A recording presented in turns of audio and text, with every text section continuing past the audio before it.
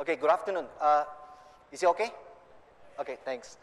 So, yeah, actually, as our MC introduced, I like to not just a regular life. I like to auto-tier my life as well.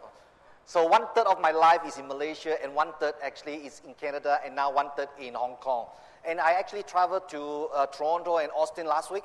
So I found actually I'm very mobile, auto-tiering, no problem in real life.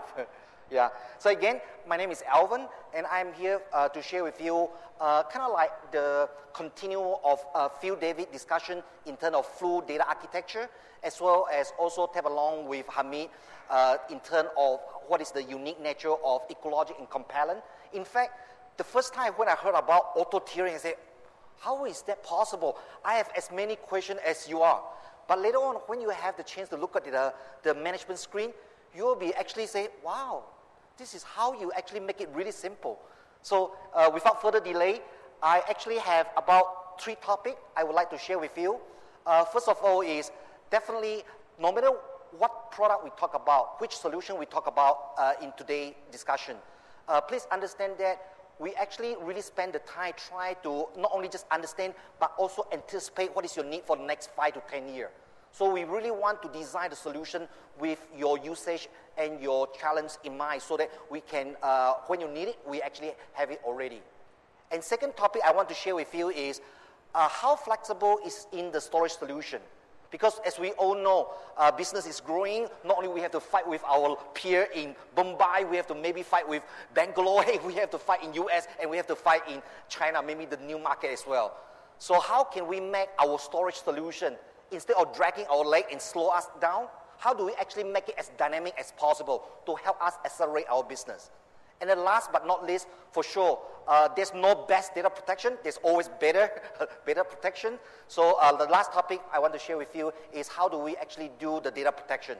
This is always in our DNA, and we never forget about this. So without further delay, just to do a quick recap. So the whole concept of Dell storage platform or solution, it's all about Fluence data. And how do you kind of like understand what is Fluence? Actually, it's very straightforward. It's just the mechanism and the goal to help you achieve your right data at the right place, at the right time, at the right cost. Not really as an expensive cost, but reasonable cost, so that you can run your business effectively. So that's basically the basic concept of Fluence. And instead of just trying to say, we can do this, we can do that, let's look at some of the actual business challenges, and in terms of how all this technology can really play in life to help us address some of the challenges. So for example, instead of like, okay, everybody, you know our data is going to grow 80% this year, and next maybe we're going to go not just petabyte, we're going to go to exabyte. Instead of talking about the data growth, let's talk about some of the fundamental issue we have with data. For sure, all of us know that most of the data that we produce, like our email, how many of you actually check your calendar, the one that last week, or the one that's 1 month ago? We never do that, right?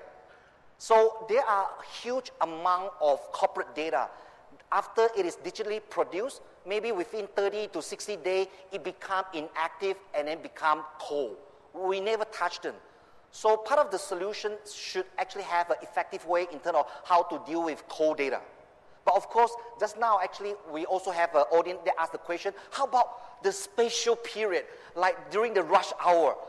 Suddenly, what happened if I really have a spike in my business? I really want to get this golden opportunity. How do you help me address that? So very different kind of business issue, and let's see how we can actually address both of them. So as I mentioned, the concept of auto-tiering, it sounds interesting, but make no mistake, this is not like your own laptop. So I actually upgrade my laptop to have C drive as SSD, and D drive as my regular big capacity drive. In fact, I even buy a 64 gigabyte SD card as well. So I actually do quite a bit of tiering in my laptop. But every time when I need to move the data, I'm the one that actually have to constantly do that all the time. So it's very painful. If you look at this particular configuration for Dell Compellant, this is where the beauty comes in. Very straightforward. When you make your decision, say, okay, I'm going to have maybe 2 tier or 3 tier, maybe 15K as my tier 1 or 10K as my tier 2, and regular 7.2K as my last tier for holding the data. All we need to do is, as the first setup, just go to this one-off setup screen. The system, in fact, it doesn't even have to ask you anything. It just prompt you, say, I saw this in the system. Please confirm these are the tiering you want. That's pretty much it.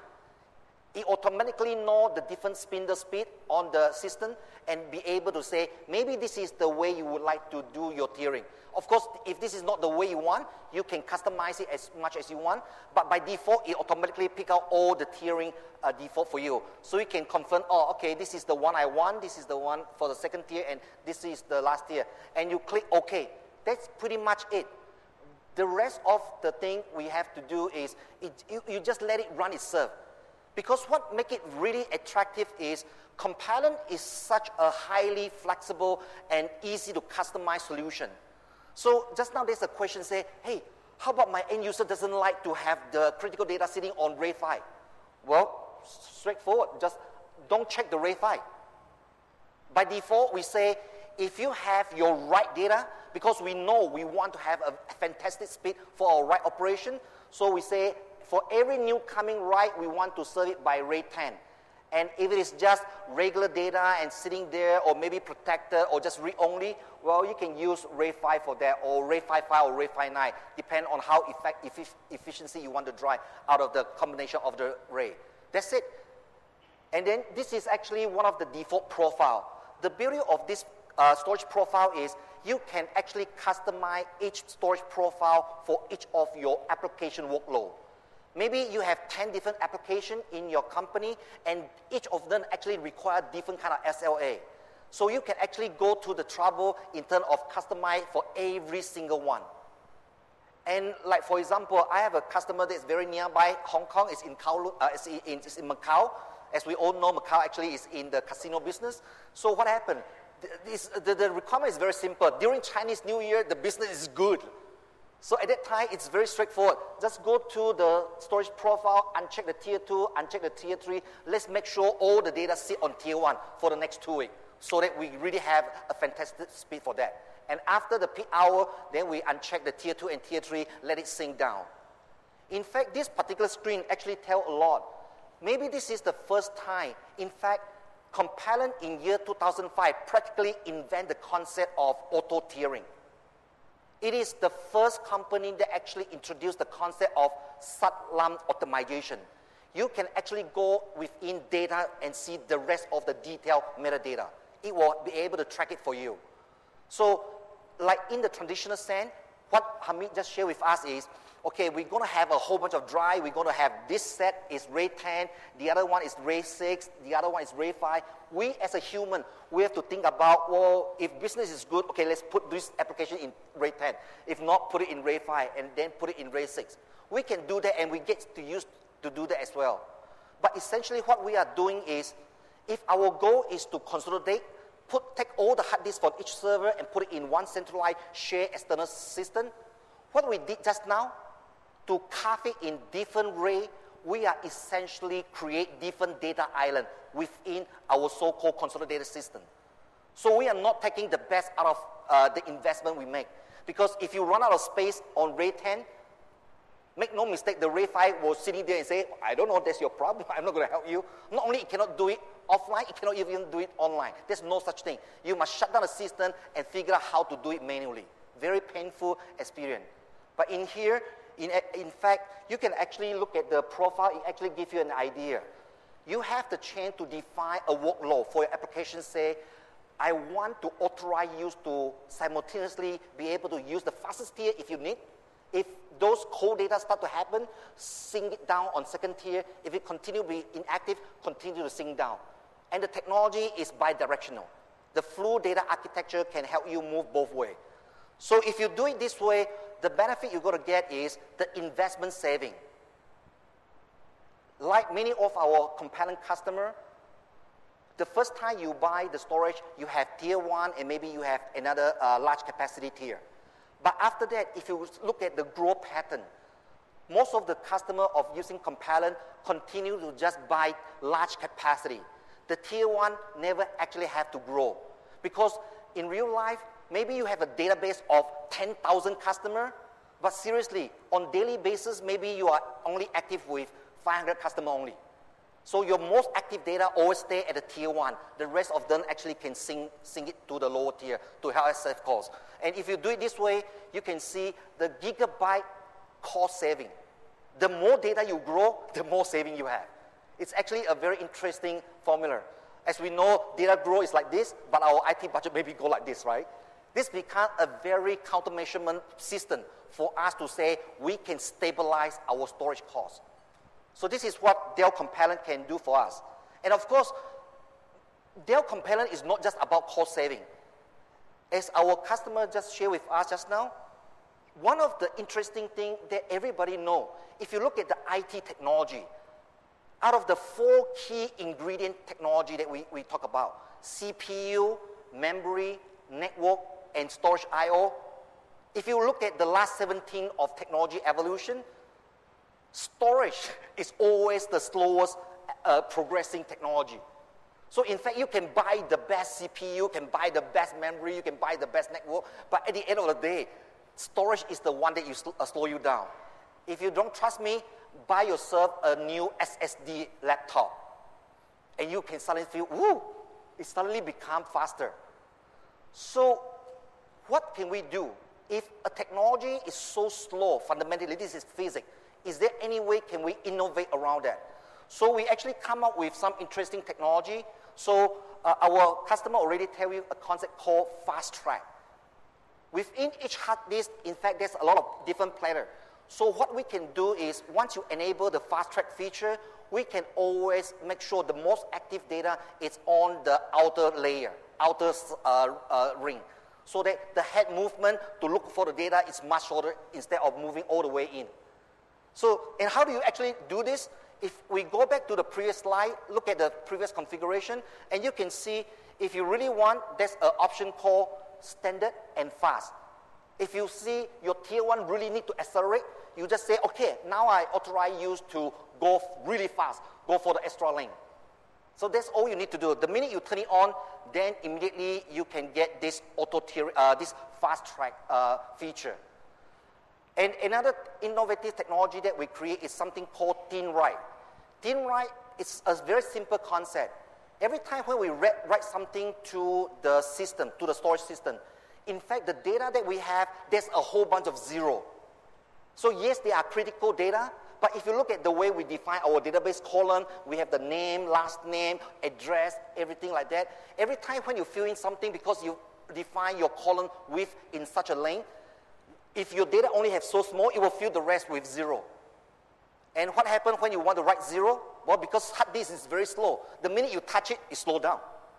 So the whole concept of thin write is very straightforward. If it is a whole bunch of zero, we remember it is zero, but we don't touch the hard drive. We just remember, say, okay, for the next, you have 1,000 zero. That's it. We write one single write, but we don't write 1,000.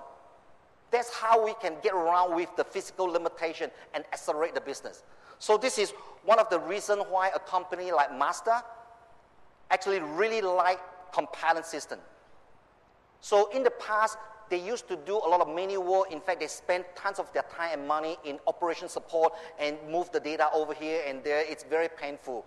And when they switch to compellent, things become much easier and much more predictable and be able to control.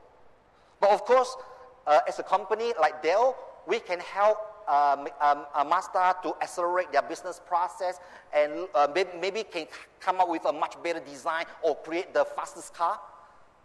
But there's no way we can help them solve this problem, right? We can improve a car, but we cannot improve traffic. And if you ever live in Hong Kong or if you visit Shanghai and Beijing all the time, this is some of the picture. Of course, our Bombay and Bangalore is very strong as well in here, right? So how do we do this? So in here, what we can do is, let's look at what is fluid data architecture. The whole fluid data architecture is all about using some of the unique capabilities that we have in the system and be able to automatic and intelligently move the data for you. So when you really have a traffic jam, you say, gee, I wish this never happened. Well, guess what? Business is unpredictable. Sometimes you have really good traffic. Maybe that traffic, you really need it like 3 or 4 hours. You really want to keep up with it. If the system is not capable to keep up with it, then you slow down.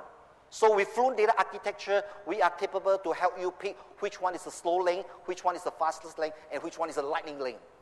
So how do we do that? So think about this. We have another solution called Dell Ecologic. Thanks to Compellent, because Compellent gives us the auto-tiering capability. So what we can do is we can leverage those capabilities and do something really nice. So for some of our existing Ecologic customer, maybe this capability is new to you. But as MC introduced me, in Dell Compellent, all you need to pay is hardware. Software is free, human free. So we have a unique capability called auto-tiering in Ecologic as well. Now, this is how Ecologic do the auto-tiering. It's a little bit different. One of the reasons why Ecologic can do it a little bit different is because we never have to worry about CPU. We have a lot of CPU power. Other vendors actually have to say, oh, if your controller is running out of speed, you have to upgrade to a new model, continue to upgrade model, and while you upgrade, you have to repair all the software license. No such thing in Dell Ecologic. So for example, we have a creative configuration in Ecologic. We call it 717. Because we know 747 is very fast, we just call ourselves 717. So it's combined of 7 SSD and 17 regular drive. And we are smart enough to know if you really need speed. So if you ever see an earthquake situation, you know the first 7 days is the most critical time. This is when you can actually make a difference and save a human life. In I/O processing, when you have a peak hour, the first 15 minutes is the most critical. If you can handle that, no problem. Business as smooth as possible. But if you cannot handle the first 15 minutes, everything just jam out, just continue to slow down. So what we did in here is, we actually know that we have SSD and we have regular drive. Not only we give you everything, we also take some part of the SSD, say, why don't we use it as a booster? Because sometimes when you really want to have a huge bunch of write cache, no matter how powerful, how many memory we put into the controller, we're just not going to be enough. So we will leverage our SSD after it formed the RAID 6 configuration, fully protected, and use it as a write cache to handle the most peak hour. So this puppy actually is very interesting. When you write your data, everything is going to land on SSD first. And after that, it will continue to write until the rest of the SSD is full. And if it is full, then it will continue with the rest of the regular drive writing. And after it's do that, we track every single hotspot in the system. If we found if there's a hotspot, and if the hotspot happened and it's already in SSD, cool, we know you're already in the fastest drive, someone is helping you. But we found, oh, no, the hotspot is actually happened in regular drive. What Ecologic system can do is, immediately we can do a cold and hot swap between SSD drive and regular drive. We do it online and we do it in real time. So this is what actually can happen. Every time you have a hotspot, it will ask the SSD, say, hey, brother, do you have any cold data that is no longer usage but wasting our SSD? Yes, okay, I have some hot data here. Let's swap so that we can actually accelerate our hot data usage. And we run this 7/24. Every time, every minute, we just continue to monitor what are the hottest page, and if it happens, how do we actually offload the loading from regular drive to the SSD drive. And not only we can do that in one particular system. In fact, many of our customers say, well, this auto-tiering is nice, but this is one box solution. What if my storage space grew out of your box, right? Don't worry, because the auto-tiering feature in Ecologic also work in cross our scale architecture as well. So as Hamid mentioned, Ecologic, the magic of Ecologic is when you run out of space or capacity of the first array, the second one that you add in, because it's a modular design, we can actually glue them together. The third one, we will combine them. The fourth one, we will continue to combine them and leverage the peer architecture scale out capability. So in this particular example, you can see if I have a pool of 2 Ecologic, maybe I have a fast one and maybe I have a slow, or let's assume this is a fast Ecologic with SSD or 15K. And this is a regular drive 7.2K. So when you write your data, because data is unpredictable, so, and then we want to make sure all your write is writing at the fastest speed.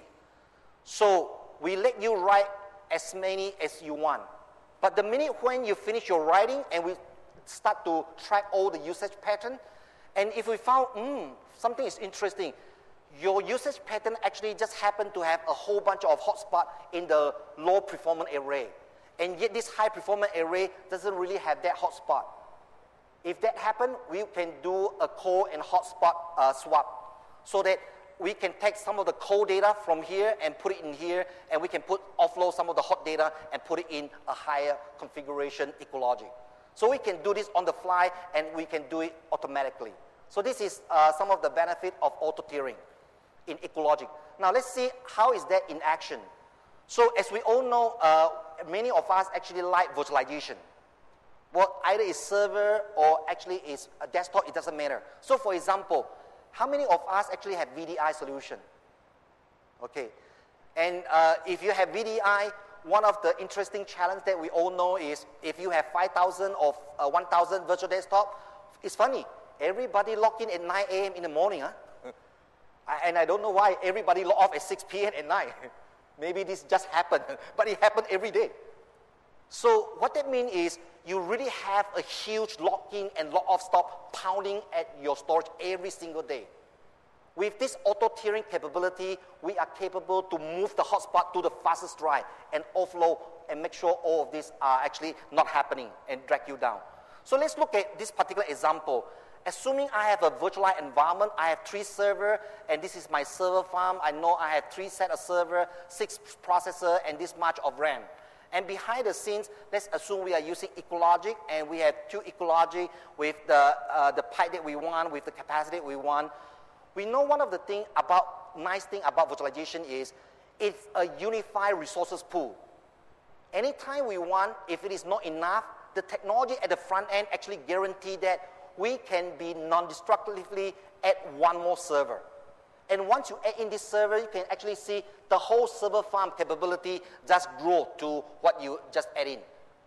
Now I have 4 servers, I have 8 processors, and I have 64 gig RAM. And the front-end virtualization technology is actually very nice. What we can do is we can either set some policy, or we can actually do it ourselves by moving some of the workload to balance our usage. So instead of killing the existing tree, now we can offload some of the VM over there to the new one. Now let's look at this animation again. Let's look at some of the magic. This is where they are before, and look at the IO pattern. This is where the 3 servers are, and these are all the IO pattern going to the storage. And when you move your VM using vMotion or live migration, guess what? The IO path will auto-match and auto-follow the VM. So the front and the back are cohesively in an end-to-end virtualized pattern. So the front and back is always balanced. You never have a situation where the head is moving but the body is still sit beside the other way. And that's one of the beauty of iSCSI, and that's one of the reasons why in virtualized environment people appreciate iSCSI. Because unlike the regular traditional storage, which actually let you say after you create a LAN, you have to lock it down in the fabric and you have to do LAN masking. Once you do that, you are essentially fix the IO path. When you move your VM resources, the IO path cannot move because it's stuck in your fixed configuration. But the beauty of iSCSI is we can track and we can reroute the traffic automatically. And let's look at the back-end capability. Just like the front end, we can on the fly and just add one more array. And once we add in, the storage pool just grow linearly as we predict. The capacity is growing, the CPU is growing, as well as the pipe is growing.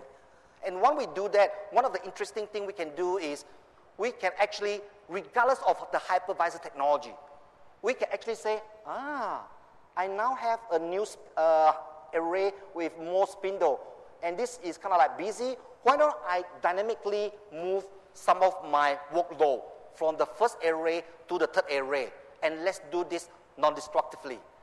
This is what we have in our fluid data architecture. We call it the fluid I/O. So it doesn't matter whether you move the resources at the front end or you move the resources at the back end, the fluid I/O path will auto-trace and make sure the front and back is always balanced. That means you will not have unpredictable bottleneck. Sometimes this kind of bottleneck is extremely hard to troubleshoot. when someone calls you, say, hey, how come my application is slowing down? You say, oh, let me check. And when you get there, maybe the VM just moved somewhere else. And when you are off, the VM is moved back again. So how do you know actually what happened in the infrastructure? So this Autotrace technology, it just happened automatically, will make sure the front and back are always balanced. And together with the combined 3 resources, we have enough spindle and combined power to power out even more VM. And this is one of the beauty that I saw in China, I saw in Hong Kong, and I actually saw in many, many other Asia countries. A lot of Ecologic customers, when they're running their VMware farm, we are not talking about 100 VM. Most of them that I know, actually I've been dealing with, actually have 1,000+ VM sitting on Ecologic infrastructure. And one of the beauty is we really leverage the platform to make the slow storage into equivalent balanced resources to match with the front end. So another thing that we want to put in here is, in fact, I remember I have a conversation with one of our customers in India. I say, hello, my name is Alvin. And before I just about to talk, he said, Alvin, shut up. Listen to me first. Alvin, you have to understand, we are a big company in India. We have many, many subsidiaries. We are a big conglomerate. The storage technology, any storage technology on planet Earth, you name it, I got it. So to us, storage, same. No difference. Maybe you have this feature, maybe you have that feature, same. At the end of the day, if that feature doesn't apply to my daily operation, it's garbage. Sorry. That's what he said. Maybe the only thing that can differentiate between this storage and that storage is manageability. If you can help me manage better, if you can help me integrate into my workflow instead of follow your technology, it means a lot for our business. So that's why we build our technology with full data management in mind. We designed this to be task reduction. We want to make sure all the main routine job can be optimized or can be compressed as much as possible. And there's no guessing. You don't have to guess, how many VM can I put in this LAN? You don't have to guess. You look at the I/O pattern and you know exactly whether it's fast enough or it's time to move some of the VM to another LAN. No guessing. And we provide fantastic report as well. So this is some of the things that we actually provide. And because of all this innovative technology, in fact, if you look at US, there's a magazine called Storage Magazine, and it actually been giving Dell Ecologic as well as Dell Compellant the best of mid-range storage 4 years in a row. But of course, this is just the beginning. Having the chance to host your data, we know this is actually our precious moment. We need to really value it. But we know our mission. The most important thing that we need to do is to actually protect the asset. If we have the chance to host your data, make no mistake, whether you can do scale up this or that, well, that is kind of like architecture discussion. Let's talk about business protection, my data. And in many of the technology that we know, many people just say, we have this, okay, you can leverage that. Maybe this is the old problem, we kind of like just forgot. If you have SQL Server, or if you have Oracle, think about this. If you just say, who cares about the DBA? Ignore them. If their data is important, I just go to the array and take snapshot or do replication and send it somewhere else. That's it. If you do that, what will happen is when there's disaster, and when you say, don't worry, I have this data. And when you try to give it back to Oracle is say, what is this? Excuse me? You never informed me you're going to take a snapshot and now you want me to look at it? Sorry, it's unmountable. So all the data protection that we have is essentially garbage. So it's just like when we take 2 pictures. I think on planet Earth, most of us will keep this picture, right? Because we cannot really see this. This actually happened not just on database. This actually happened on your virtualized environment. Hyper-V, VMware, Citrix. If you dare enough to take snapshot and replication or do some form of data protection without informing them, what you back up, your whole backup set is essentially garbage. They will not acknowledge that at all. So it's very important for us, when we design our full data architecture, we have this in mind. The data protection have to be on par with the application. We must align with the workload. we must achieve the concept of application-aware data protection. And the protection is just the beginning. What we really need to do is provide the solution for granular level recovery. Because at the end of the day, all the backup, the purpose of backup is to do recovery. If you are torturing me on recovery process, the backup, no matter how good you are also good for me for nothing. So for example, this is a DPAC, and analyze tool that Hamid just mentioned. It's free for all our customers. So you can just download DPACK, download, and you can run it to monitor some of your workload, and it will produce very nice report. So we use that a lot to help our customer to see how we can actually achieve some of the problem. So this particular customer, after he looked at the data, said, oh, Alvin, you have to design a system that can handle 30,000 IOPS for me. Well, I look at the data, say, well, yeah, you are right, because peak is almost close to 30,000. Your 99% is also very high. Your 95% is very high. So yeah, it looks like you are really heavily using your data, your storage. But when I look at the different pattern law, I say, excuse me, what is this? Normally you have nothing, but suddenly you have a big spike. And look at all this. This is actually all write intensive. This is 94% write ratio. So I said, what you are doing? He said, well, we need to back out our database, right? So every night, we shut down our database and we do a CP, copy to our storage. Boom. This way the traffic happens. Well, yes, we can do that, but we can actually do it much better. Remember Hamid mentioned that everybody has Snapshot, but whether you can do it in an application away or whether you can do it continuously, that's the big difference. So in Dell Compilant as well as Dell Ecologic, the platform itself can actually achieve all of this continuous data protection, either snapshot or replication. In fact, we even produce a whole bunch of white paper to help our customer. If you want to create custom script to match with your business logic, we can do that as well. So we have some default function, but if you want to tailor-make for your particular business need, for sure, that's doable. And a quick example in terms of granular restore. If you take a look of this particular example, oh, by the way, this case, after we do the data instant report, so what we did is we actually helped this customer to create an RMAN. So it's an Oracle database. We create an RMAN job which actually integrate with our application away continuous snapshot. The IOP is now less than 3,000 average. So between 30,000 IOP system design, we're now back to just regular.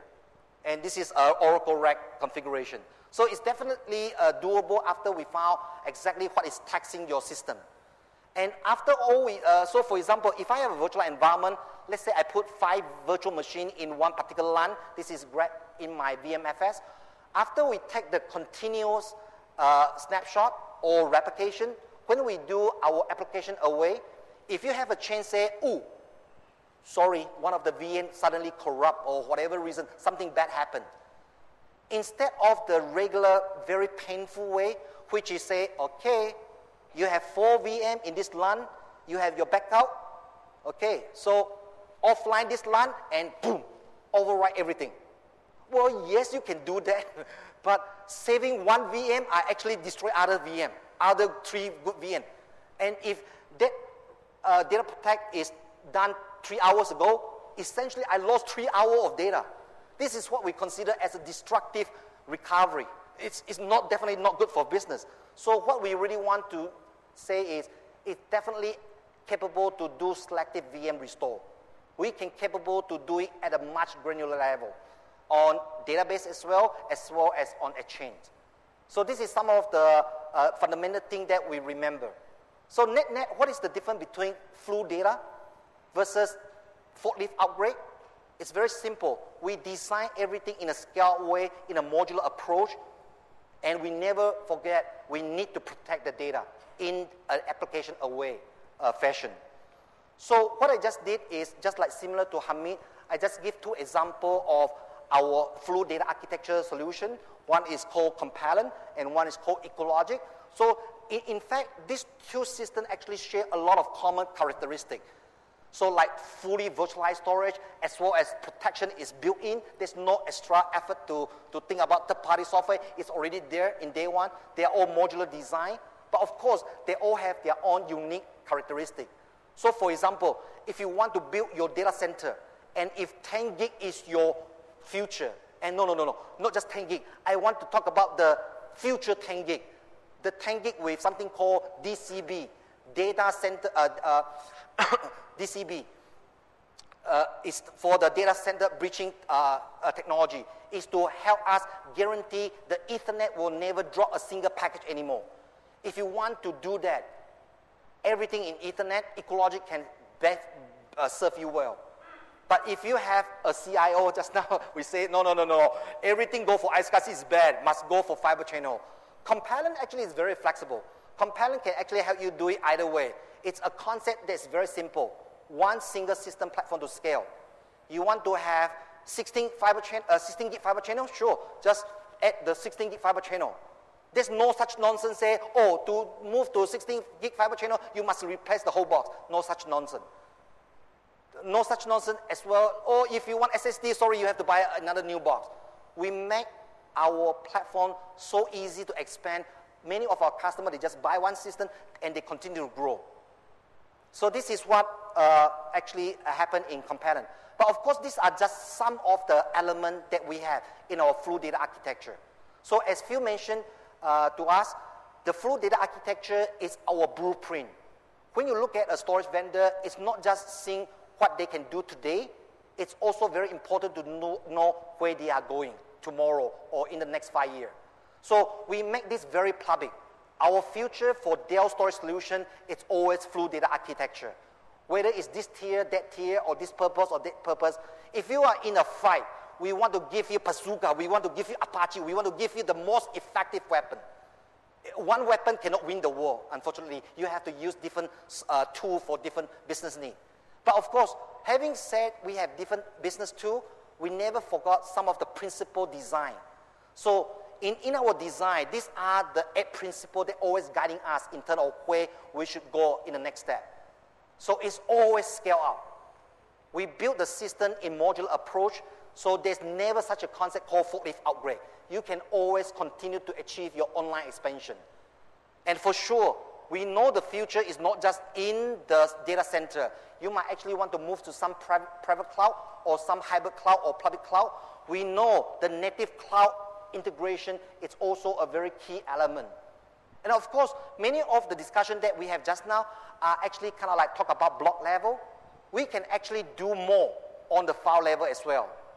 So we actually, in the last few years, as Hamid mentioned, we continue to buy the ingredient, the secret sauce for the platform. If we think this architecture need to have this kind of like a secret sauce, if we cannot develop it in time, we will just acquire the technology. So a company like Exanet give us the parallel scale-out file system. We call it the fluid file system. I will talk about that in a second.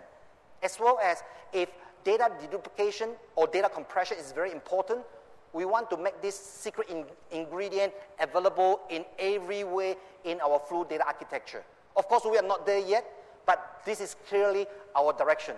So it's always dynamic tiering. It's always better together within the different product line, as well as be able to maximize efficiency. So this is our blueprint. So let's take a look, and after we look at the block level, if you have a question, hey, Alvin, all the data grow, is there any change that it will slow down? The economic is not so good, or in fact, sometimes economic is not good. You need to create more proposal to have even more business, right? So unfortunately, according to some of the like IDC report, the data growth is actually not going to slow down. In fact, it will just continue to accelerate. Unstructured data is driving majority of the growing. Yes, our database continue to grow, but maybe our biggest database is 3 terabytes only. But if you look at some of the different kind of like social media data or different video that you want to enable in your website, stuff like that, those are growing like crazy. So what can we do with this unstructured data? We actually have a concept of the best of both worlds. We call this the Dell Fluid File System. What do we mean by the best of both worlds? So on one hand, we know, like as long, I don't know how many people still remember, there's such a technology called Novell, still very popular in India. Yes, not? But it gives us the fantastic concept of shared file system.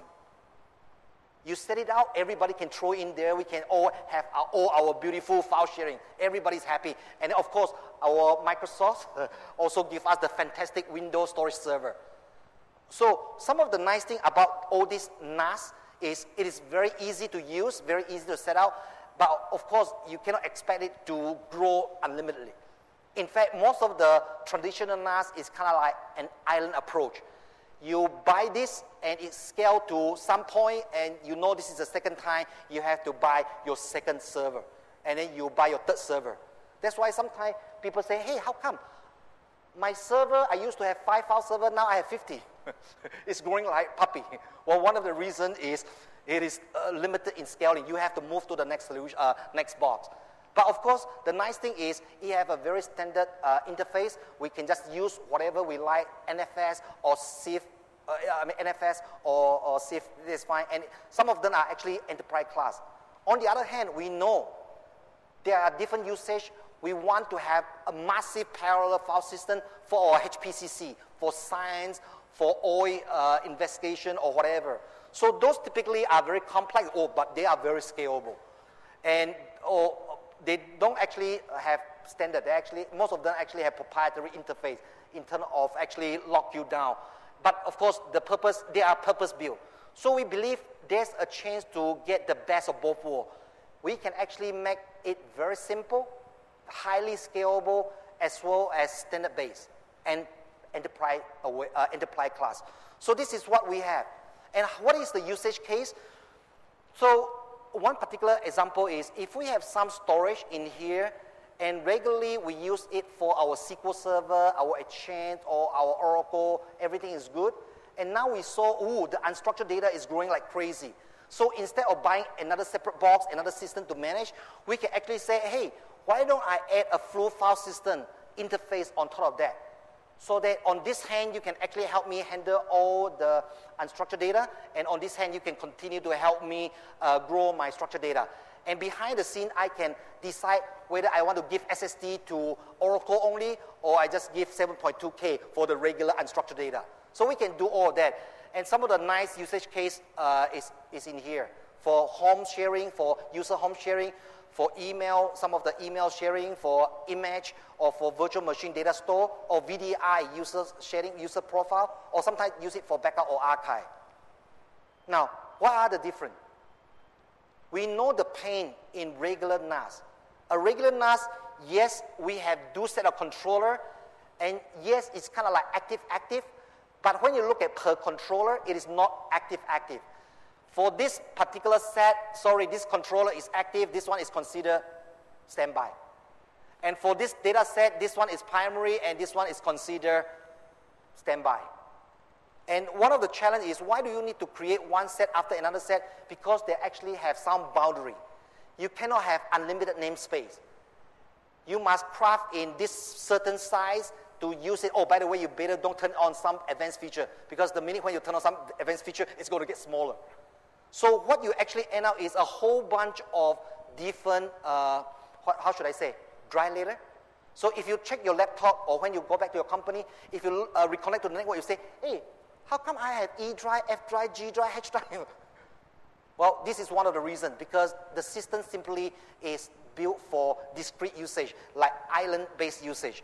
So what we can do in the new approach is a highly scaled-out NAS infrastructure. We can actually grow the node. So either it's one controller, two controller. By the way, we are talking about active-active. And if this is not good enough, we can in parallel add another interface, another system in here to achieve our full activeness. And to the outside world, this is just one single namespace. And everything is load balanced automatically behind the scenes. So this is the beauty of our full file system. It's highly scaled out, and it's very easy to do. In fact, we just start to test the water. Today, we have no trouble to go from 2 active nodes to 4 active nodes. Our next goal, very soon, you're going to see 8 active nodes. And we just continue to take this technology to where it should go. So this is something that if you have a really want to have a worry-free NAS space sharing, this is one of the solutions that you can consider. of course, when we do this, we never forgot about data protection. Even unstructured data, we have to protect it properly. So some particular solution might give you a highly scale out, oh, I can scale to so many nodes. But when you say, hey, how do you protect my data? Sorry, we can't. Well, no such thing. The data is always important. So either you do the snapshot, we do for sure the efficient, not the old copy on write. We definitely do the redirection on write snapshot. And not just snapshot. We know if the data is so important, you need to replicate somewhere else, we need to have that solution covered as well. So this is some of the highlight for in terms of our Flu file system, which is part of our Flu data architecture. One of the customer endorsement in this case is in US, Navy Curve. They are kind of like Ecologic customer. They use Ecologic for many years. Everything is good.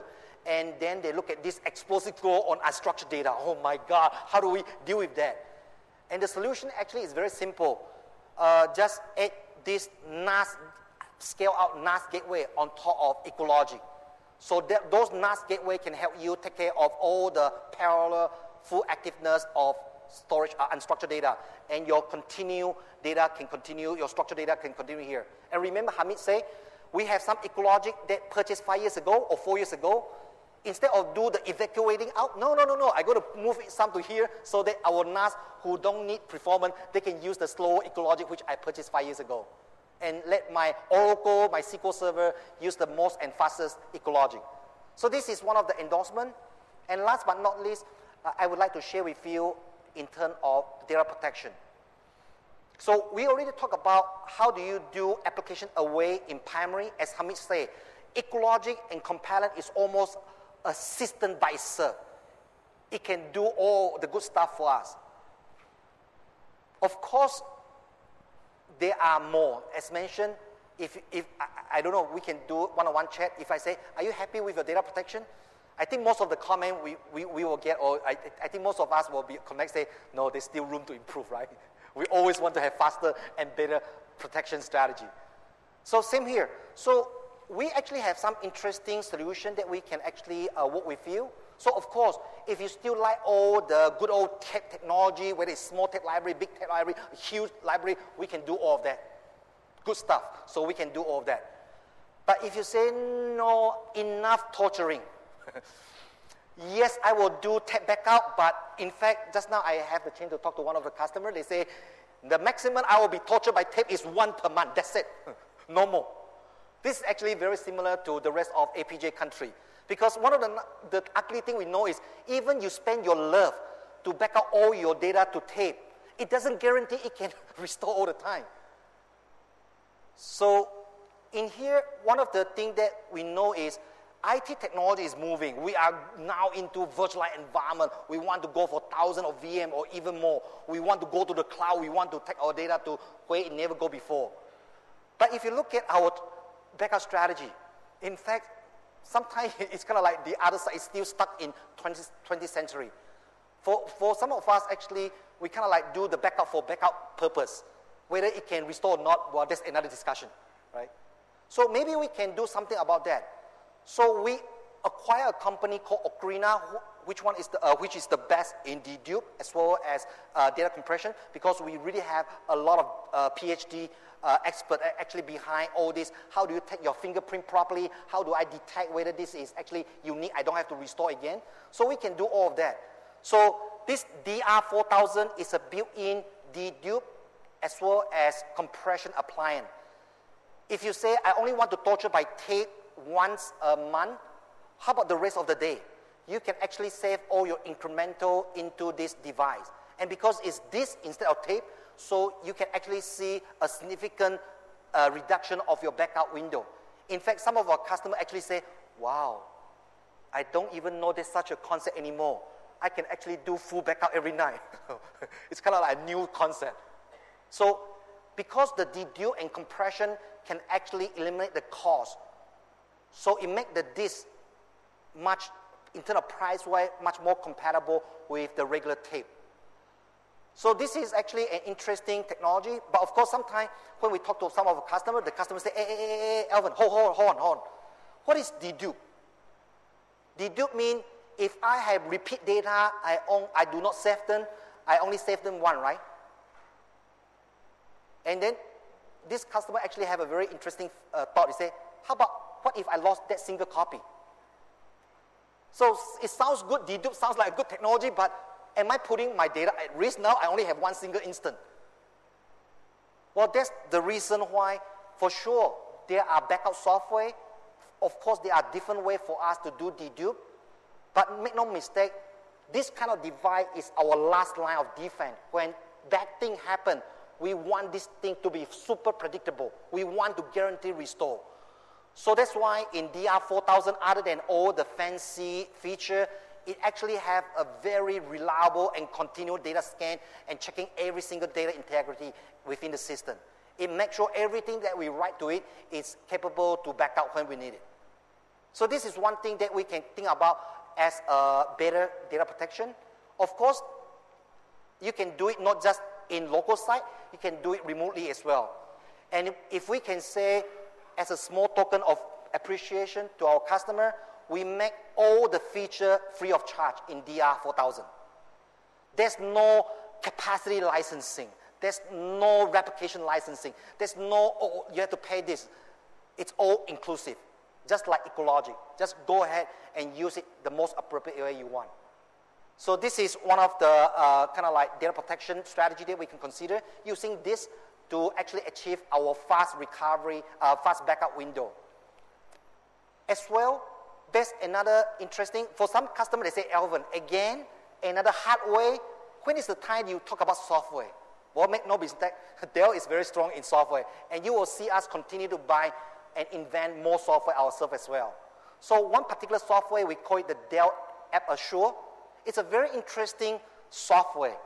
This software actually, if you have some important server that you want to protect, just install the small agent on those server, and it will automatically back out the data to this protected server.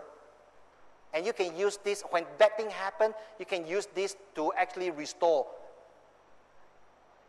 But we know this is just the beginning. So if you really want to have HA, what we can do within App Assure is, because sometimes just restore the data is okay, but how about my application? If my application is not back, the data is there, I still cannot do anything, right? So why don't I actually protect it and make it hot standby as well? Cold standby, hot standby in a virtual environment. So when you have a primary failure, it can automatically switch to the virtual standby and make virtual standby immediately VM start and continue with the application. We can do that as well. Or in the worst case scenario, if you lost everything, you want to do a full bare metal restore, we can do that as well for both application as well as data. So let's look at how it works. So the small agent that we install on the server, in fact, you can actually protect some of your critical workstation. If you have some design workstation, those data are very critical. You just know your customer just put it on C drive, they never bother to back it up. You can actually install this agent. Yes, we can distribute through AD as well to protect all the server and back it out to this protected server. And because we know, some of the interesting thing is, okay, how often do you want to back up your data? Well, as frequent as possible, right? But think about this. The more frequent you do, the bigger hard disk space is going to eat out, right? So what can we do? Well, we know the technology already. It is something called data dedupe, as well as data compression. So what we can do is, while all these protected server or workstation are sending the universal recovery, whether your protected server, your original application server is a physical machine, and you want to restore on virtual, P2V, fine. P2P, fine. V2P, fine. V2V, fine. You name it, we do it. This is what we call universal recovery on the whole VM, both application as well as the data. So this is one of the solutions that we put in for recovery. But of course, it just sometimes, you know, some of our customers say, Alvin, wait, we are dealing with a completely different problem. You are talking about things that are still capable to back out, right? What if, like if some of you actually have 50 terabyte or more, you should know what I mean. How much time it need to back up 50 terabyte? Even with the latest LTO file? With all the nice spindle, dedupe compression, it's still going to take a long time. So sometimes your data, your infrastructure or your business is just going to grow to such a point that you know, sorry, there's no backup. Maybe it is not the limitation, maybe it's the business requirement. Sorry, your backup window is 0, no time for you to do backup. And yet we still need to achieve high reliability. So this is one of the solutions that we can talk about as well if you have time, or we can take it offline. We have a concept called object-based technology. It's an object-based storage that can grow to petabyte level. And the concept is very simple. Through policy-driven, and we make multiple copy. So just like if you use Microsoft Exchange 2010, there's a feature called DAG, Data Availability Group. It makes 3 copies. One on here, and one on here. So even you have one failure, hey, I still have 2 copies. Even this time, I still have 1. So in this kind of like environment, you can actually attempt to achieve the concept of backup-less. So DX is an interesting technology. In fact, because we can scale to such a big infrastructure, so some of our customers actually leverage it not just for the protection itself, but actually leverage it as a weapon to move to the cloud journey. Because as you can see, it can really scale. And of course, we are doing data protection as well while we scale. Everything is policy driven. In fact, the data protection can be even leveraged for load balancing. You can say, if this object is less than 3 months, okay, I want to have 6 copies in 3 data centers. So if somebody wants to use that, use the one that is closest to your data center. And yes, I know there's many people, that's why I give you 2 copies, another 2 copies. So I have total 6 copies. And then I can further define after 12 months, if the business requirement is lower, I can say after 3 months, after 12 months, this object now should reduce to 3 copies only. So this is the policy-driven technology and it's pure on object-based. And some of our customers actually like this because if you do want to have this backup-less and highly scalable and your journey to cloud, we actually create quite a bit of reference architecture with some of our key ISV. So in this infrastructure, for example, at the back end is a highly scalable DX, either in one single site or multiple sites, it doesn't matter. And one of our ISV that we combine together, if you happen to say, hey, how can I stop using Dropbox? How can I control everybody to not using Dropbox? Because the minute they put our company asset in Dropbox, ooh, security problem. Or put it in iCloud, ooh, security problem. When is the last time when we can have our own Dropbox in the company?